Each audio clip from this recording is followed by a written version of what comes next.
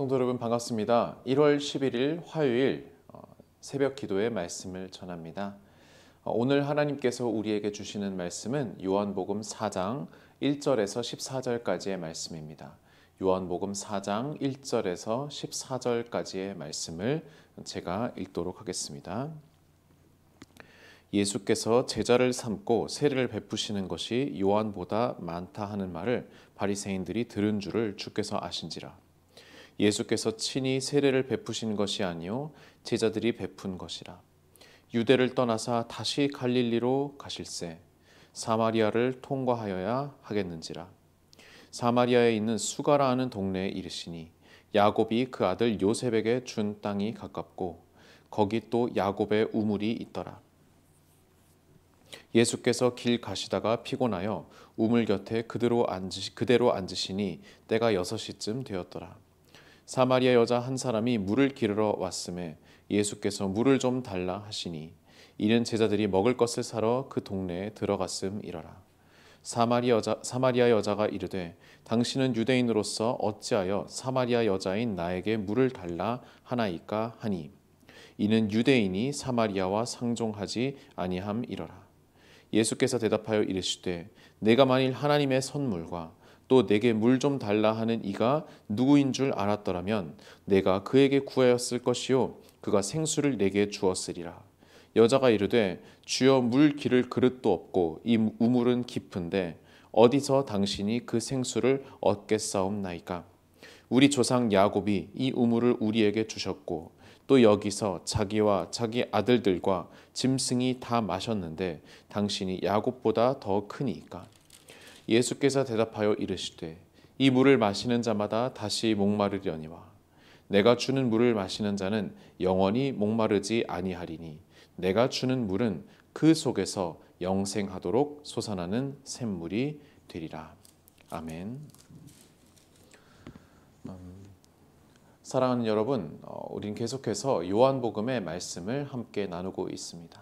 오늘은 우리에게 잘 알려진 바로 이 사마리아 여인 혹은 수가성 여인과 예수님의 만남, 우물가에서 이루어진 그 만남, 우리가 잘 알고 있는 복음성가인 우물가의 여인처럼 난 구했네 라고 하는 그 찬양의 배경이 되는 바로 말씀이 오늘 요한복음 4장의 말씀입니다. 오늘의 말씀이 일어난 배경은 지금 어떠한 상황일까요? 지금 1절 말씀을 보시면은 예수께서 제자를 삼고 세례를 베푸시는 일을 시작하셨는데, 그런데 그 사람들이, 그 세례를 받은 사람들의 숫자가 세례 요한이 준 그 세례의 숫자보다 더 많다라고 하는 그런 현상이 지금 일어나고 있는데, 그것을 지금 바리새인들이 들었다라고 하는 것을 예수님께서도 눈치채셨다는 것이죠. 무슨 말이냐 하면은 그 당시 바리새인들에게 있어서 세례 요한도 그렇고 예수님도 그렇고 굉장히 눈여겨보는 그러한 존재였단 말이죠. 안 좋은 부정적인 의미에서 세례 요한 같은 경우에도 워낙에 민중의 백성들의 인기가 높았기 때문에 바리새인들이 별도의 조치를 취하지는 못했고, 지금 예수님도 그와 비슷한 메시지, 비슷한 모양새로 그렇게 움직이고 계시는데, 역시나 많은 사람들이 그런 예수님의 뒤를 따르고 있었기 때문에 바리새인들이 일단은 두고 보자라고 하는 그러한 취지로 지금 보고 있습니다만, 여전히 지금 눈여겨보고 있다는 것이죠. 그런데 예수님 입장에서 바리새인들이 그 이야기, 세례를 많이 받았다, 세례받은 사람들이 그렇게 많아졌다라고 하는 그런 이야기를 듣고 예수님 어떻게 하셨습니까? 유대를 떠나셨다고 나와 있어요. 다시 갈릴리로 가셨다. 무슨 말이냐면은 예수님께서 처음 사역을 시작하신 곳은 가버나움, 바로 갈릴리 지역, 예수님의 고향 지방입니다. 그리고 갈릴리가 요 위편이라고 한다면은, 갈릴리 호수가 그 근방이 위편이라고 한다면은 쭉 남쪽으로 요단강 타고 내려가서 이제 그 남쪽으로 쭉 내려가면은 사마리아라는 중간 지대를 지나서 그 아랫부분이 이제 유대 땅이 되는 것이죠. 예루살렘을 비롯한. 그런데 예수님께서 이 예루살렘과 갈릴리를 왔다 갔다 하시면서 사역을 하시는데, 바리새인들은 주로 이 남쪽 유대 땅에 많이 몰려 있는 것이죠. 왜냐하면 수도 예루살렘이 거기 있기 때문에, 성전이 거기 있기 때문에.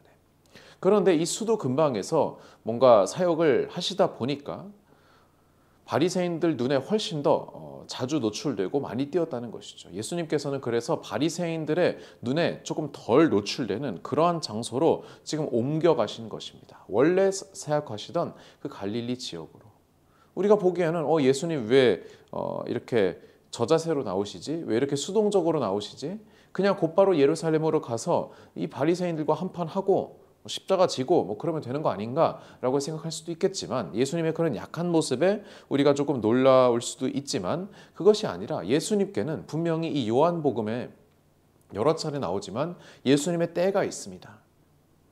가나의 혼인잔치 때도 내 때가 아직 오지 않았나이다 라고 예수님 말씀하시고, 마지막으로 예루살렘으로 올라가실 때도 때가 왔다, 때가 찼다 라고 하는 그런 표현, 하나님의 카이로스가 찼다라고 하는 그러한 표현이 나오죠.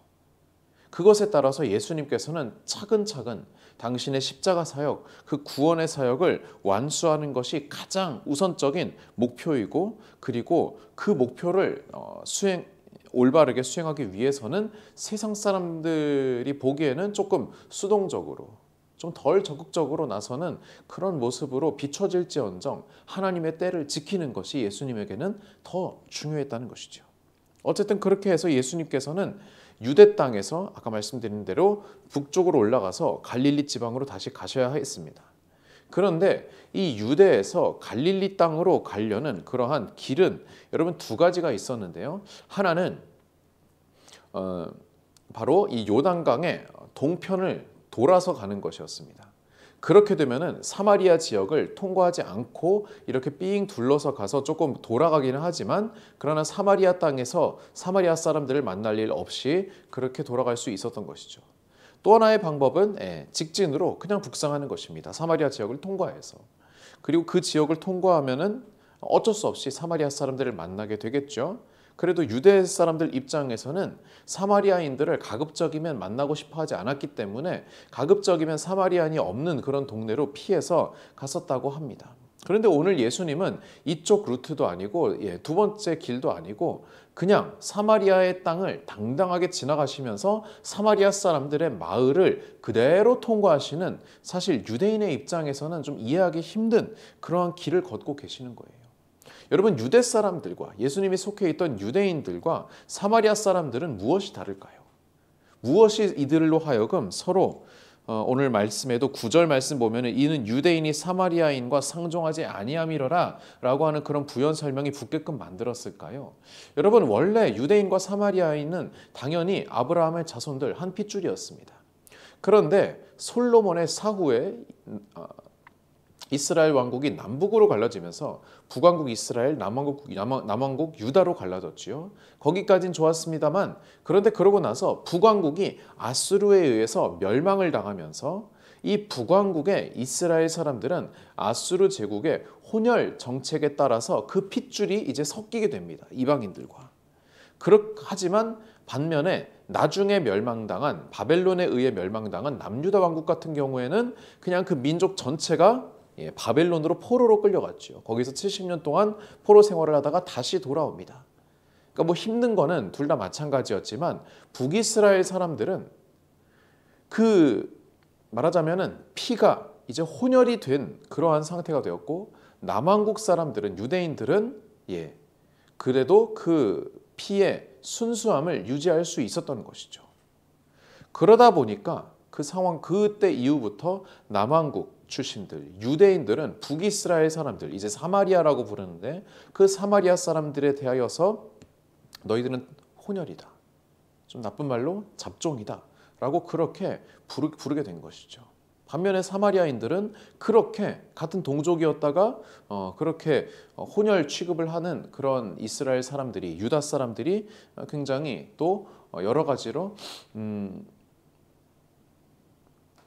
함께하고 싶지 않은 그러한 상황이었던 것이죠. 이러한 배척 상황이 이제 에스라, 느헤미야 이런 말씀, 포로기 이후에 그런 문헌에 많이 드러나는데, 남유다 왕국 출신들은 그들의 성전을 다시 짓고자 노력했고, 북왕국 출신들은, 사마리아인들은 이러한 남왕국 출신들의 성전 짓는 사업을 방해하는 또 그러한 역사가 그 가운데 숨겨져 있습니다. 어쨌든 그리하여서 여전히 예수님 당시에도 유대인들과 또 사마리아인들 간에는 서로 상종하지 않는 그런 괴리가 있었던 것이죠.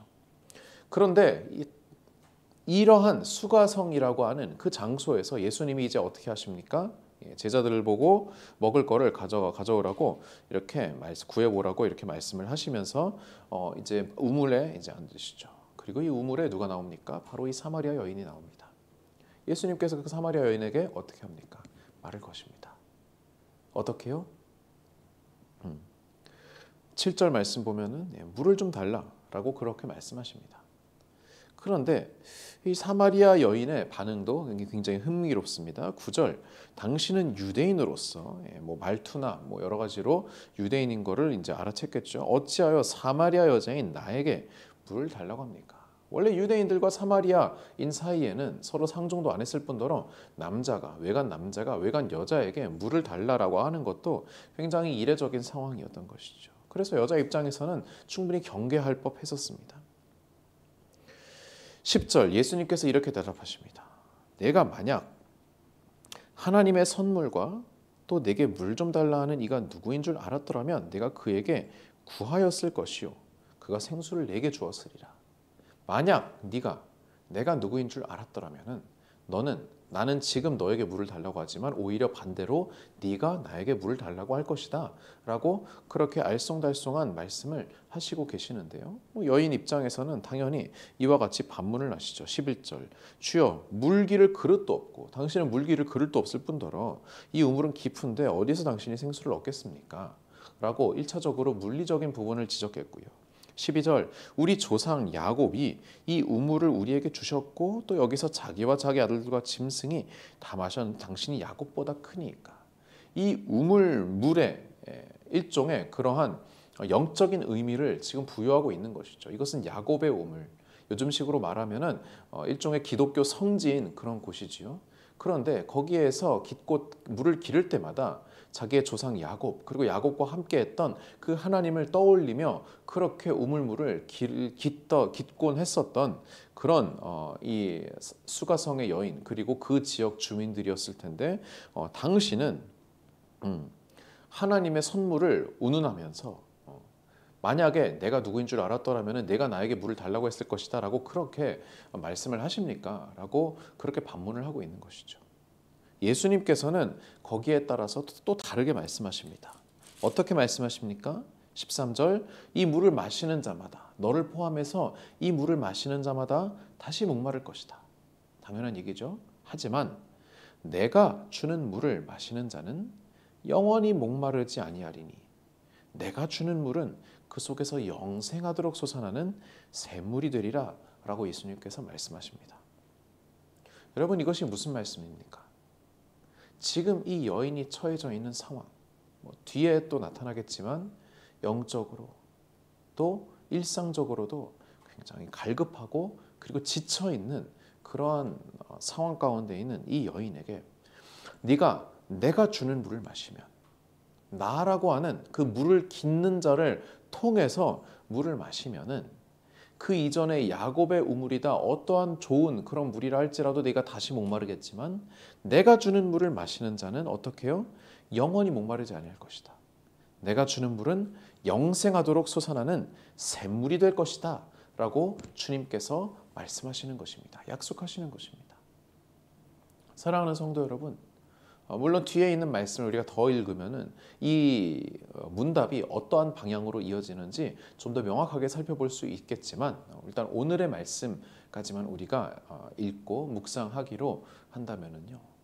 여러분 이 사마리아 여인의 상황 가운데 우리 자신을 한번 대입해 보았으면 좋겠습니다.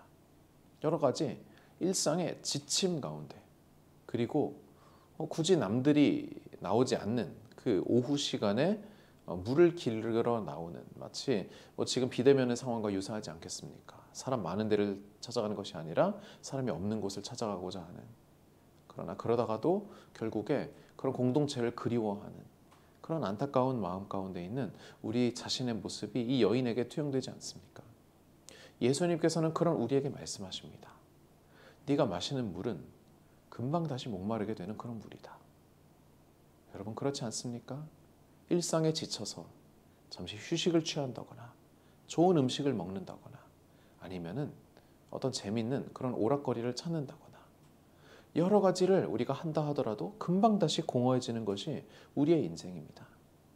그러나 단 하나 우리의 목마름을 영원히 해갈시켜줄 유일한 생수는 바로 예수님께로부터 오는 생명의 생명수임을 우리가 다시 한번 기억하기를 원합니다. 그 생명수가 바로 이제 뒤에 나오겠지만 예수님 자신, 예수님을 영접함, 성령을 받음, 그리고 하나님의 말씀을 묵상하는 바로 그것인 줄 믿습니다. 사랑하는 성도 여러분, 오늘 우리 앞에는 여전히 영원한 목마름을 종식시킬 수 있는 예수님의 생수가 있습니다. 바로 하나님의 말씀, 그리고 하나님께 드리는 예배, 그것을 통하여서 우리는 우리의 목마름을 채울 수 있게 될 것입니다. 여전히 우리에게 목마름이 있습니까? 예, 당연한 상황이지요. 그러나 그러한 목마름을 종식시킬 수 있는 하나님의 말씀과 하나님의 은혜가, 하나님의 능력이 바로 앞에 있음을 우리가 다시 한번 깨닫기를 원합니다. 여러분, 말씀으로 다시 돌아갑시다. 그리고 하나님께 나아갑시다. 기도의 자리로 나아갑시다. 그렇게 함으로써 우리 안에 계속해서 발생하는 그 영원한 목마름을 채우시는 그런 은혜가 이 말씀 가운데, 이 예배 가운데 있기를 간절히 바랍니다. 기도하시겠습니다. 사랑의 주님, 우리가 자주 부르는 그 찬양과 같이 헛되고 헛된 것을 찾았던 그 우물가의 여인과 같은 우리의 삶이었지만, 그러나 이제는 우리가 주님의 생명수를 바랍니다. 주님의 영을 바랍니다. 주님의 임재를 바라고 주님의 말씀을 바랍니다.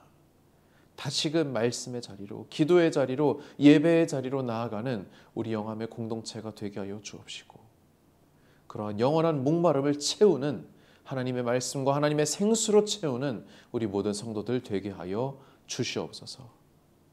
다시금 목마를 때에 다시금 하나님을 찾고 계속해서 예수 그리스도를 찾아가는 그러한 올바른 방향성으로 나아가는 우리 모든 성도들 되게 하여 주시옵소서. 감사드리며 예수님의 이름으로 기도드립니다. 아멘.